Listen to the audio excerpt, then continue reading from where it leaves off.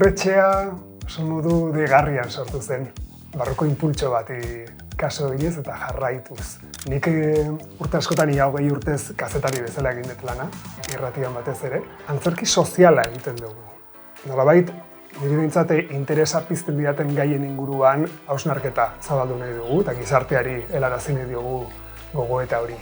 Generoa, sexualistasuna, berdintasuna, zaintza emozionala, afektiboa, osasuna, gai horien inguruan hitz egiten dugu batez ere gure ikuskizunetan, oraingoz bi obra sortu ditugu, Esnatu nahiz kabareta eta Sexua musikala.